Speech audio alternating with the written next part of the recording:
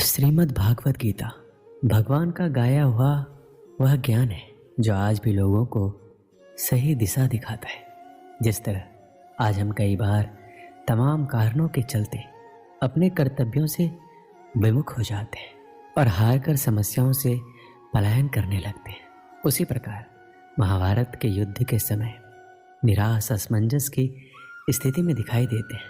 तब भगवान श्री कृष्ण ने उन्हें जो दिव्य ज्ञान दिया वह गीता के रूप में हमारे सामने है। कलयुग की आपाधापी भरी जिंदगी में आखिर क्यों जरूरी है गीता का पाठ? इसे जानने के लिए आपको गीता का सिर्फ पठन नहीं बल्कि मनन करना होगा। दरअसल जब कभी कोई व्यक्ति कर्तव्य पथ पर चलते हुए व्यक्तिगत, पारिवारिक, व्यावसायिक या ऐसे किसी विचार व्यूह में उलझता है तो उसे उसके माध्यम से सही रास्ता प्राप्त होता है। जीवन के उस मोड़ पर जब कोई व्यक्ति को वह रास्ता नहीं सोचता तब वह खुद को तमाम समस्याओं से घिरा पाता है तो कर्तव्य अकर्तव्य के असमंजस में फंस जाता है। उस मुश्किल समय में श्रीमद् भागवत गीता उसका हाथ थामती है और मार्गदर्शन करती है। एक बार माता पार्वती महादेव जी से पूछते हैं कि किस ज्ञान के बल पर संसार के सब लोग आपको शिव कहकर पुकारते हैं। पूछते हैं मृगछाला ओढ़े और अपने सभी अंगों में शमशान की विभूति लगाए, गले में सर्प और नर मुंडों की माला पहने हुए हो, इनमें से तो कोई पवित्र नहीं है, फिर आप किस ज्ञान से पवित्र माने जाते? तब महादेव ने उत्तर दिया, हे प्रिय सुनो, मैं गीता ज्ञान को अपने हृदय में धारण करने से पवित्र माना जाता हूँ। इस ज्ञान से मुझे बाहर के कर्म नहीं व्यापते। तब पार्वती जी ने कहा, हे भगवान, जिस गीता ज्ञान की आप ऐसी स्तुति करते हैं उसके श्रवण से कोई कृतार्थ भी हुआ है? महादेव ने उत्तर देते हुए कहा, इस ज्ञान को सुनकर बहुत से जीव कृतार्थ हुए हैं और आगे भी होंगे। दोस्तों, आज के इस वीडियो में आप सभी को गीता का प्रथम अध्याय के बारे में हम विस्तृत जानकारी देंगे, तो इस वीडियो को पूरा जरूर देखिएगा। श्रीमद् भागवत गीता के सबसे पहले दो शब्द धर्म क्षेत्रे कुरुक्षेत्रे। इस जगत में हम जीवन जीते हैं और जीवन हमारा कुरुक्षेत्र भी है और धर्म क्षेत्र भी। ये हमारी कर्म भूमि है जहाँ हम अपने कर्तव्यों का निर्वहन करते हैं। अर्जुन, जो कि गीता के शुरुआत में अपने जीवन के सबसे महत्वपूर्ण युद्ध को लड़ने जा रहे थे, किंतु वह अत्यधिक हताश, निराश, भ्रम मोह में था। हम भी अपने जीवन में इसी तरह से हताशा और निराशा का सामना करते हैं और इन परिस्थितियों में भगवान श्री कृष्ण जो समाधान देते हुए कहते हैं, हृदय की क्षुद्र दुर्बलता, सारे भ्रमों को पीछे छोड़ सब कुछ भुलाकर खड़े हो जाओ मेरे साथ। तो यहाँ श्री कृष्ण जी अर्जुन को केवल शाब्दिक ज्ञान ही नहीं अपितु प्रायोगिक ज्ञान भी प्रदान करते हैं जिससे उसे विजयश्री प्राप्त होती है। तो यही शुरुआती दो शब्द हमें जीवन के लिए गूढ़ प्रेरणा और दिशा प्रदान कर रहे हैं। क्या आप जानते हैं गीता का अर्थ क्या होता है? गीता शब्द का अर्थ है गीत और भागवत शब्द का अर्थ है भगवान। अक्सर भागवत गीता को भगवान का गीत कहा जाता है। यह भगवान का गीत है, इसलिए गीता का नाम गीता ही पड़ा।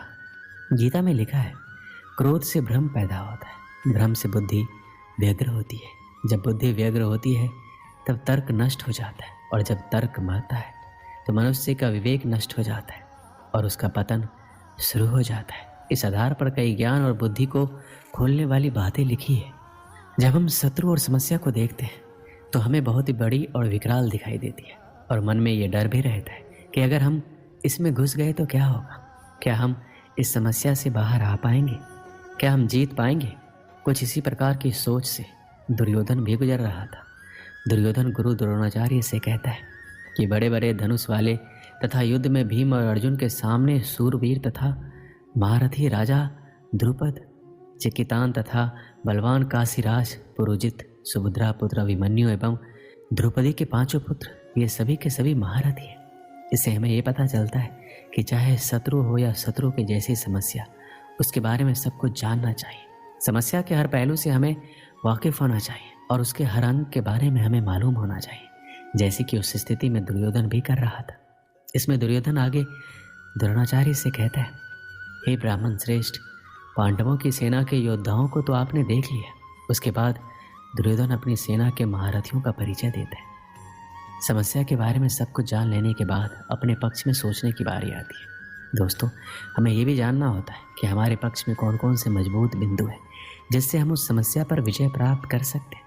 जिस तरह से हम वर्तमान समय में हमारे जोखिमों का आकलन करते हैं, वैसे ही दुर्योधन भी अपनी शत्रु की सेना को देखते हुए, दोनों सेनाओं के योद्धाओं की बात करते हुए आगे होने वाले युद्ध के लिए तैयार हो रहे हैं। चुनौती को हर तरीके से समझकर ही उससे विजय प्राप्त की जा सकती है। युद्ध में जब तैयारी होती है तो वो दोनों तरफ से होती है और हर पक्ष अपने विजय की आशा में अपनी सेना को भरोसा देता है। प्रेरणा तो हम सभी को चाहिए, और जैसे कि हम सभी ने देखा है कि कैसे सब लोग युद्ध को जीतने के लिए अपने अपने प्रयास कर रहे थे। महाभारत का युद्ध ऐसा था कि इसमें हर बड़ा योद्धा भाग ले रहा था, और ऐसे मौक़ों को कोई कैसे छोड़ सकता था। इसमें हमारे लिए ध्यान देने वाली बात यह है कि सच्चा योद्धा तो वही है जो युद्ध के लिए तत्पर रहे, युद्ध को अपना जीवन माने या चुनौती माने, जो भी माने, परंतु इसके लिए हमेशा तैयार रहे।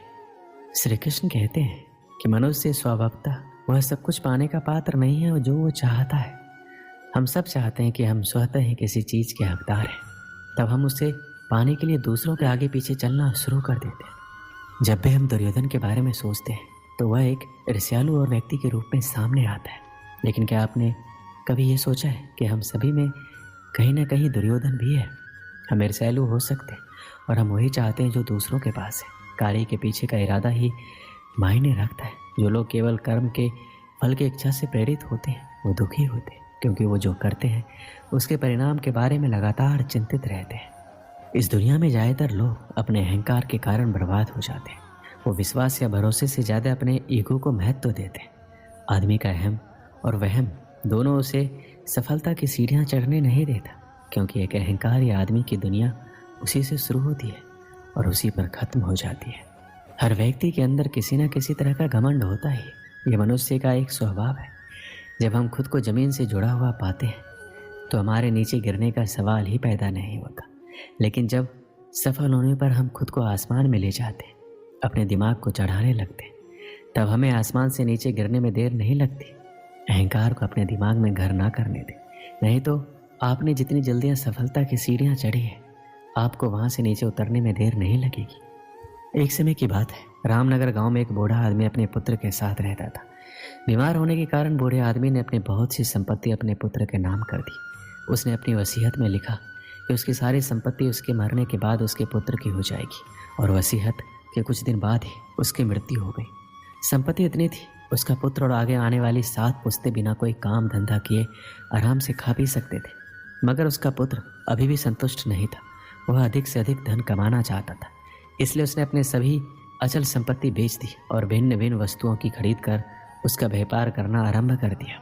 भाग्यवश वह बहुत कम समय में अत्यधिक सफल हुआ तथा शीघ्र ही पहले से अधिक धनवान हो गया। उसने इतना अधिक धन इकट्ठा कर लिया कि दूसरे व्यापारी उससे ईर्ष्या करने लगे। कभी कभी दूसरे व्यापारी या उसके मित्र उससे सफलता का रहस्य पूछते तो वो कहता, मैं इसलिए उन्नति कर रहा हूँ कि मैं अपने धंधे को समझता हूँ और कठोर परिश्रम करता हूँ, और मैं अपने ग्राहकों को भी खुश रखना जानता हूँ। चूँकि उसने सचमुच व्यापार में तरक्की की थी, इसलिए उसके मित्र और अन्य व्यापारी उसकी सीखीबाजी को सच मानते थे। अपनी इस कामयाबी के कारण उसमें बड़ा ही अहंकार आ गया था, मगर उसे फिर भी अपने धन से संतुष्टि नहीं थी। वह अभी भी बहुत सा धन कमाना चाहता था।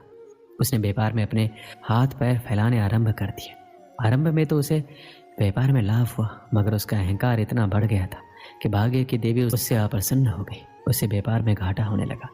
पहली घटना तब हुई जबकि माल से भरा हुआ उसका समुद्री जहाज डाकुओं ने लूट लिया। दूसरी घटना में माल से लदा जहाज अरब सागर में डूब गया।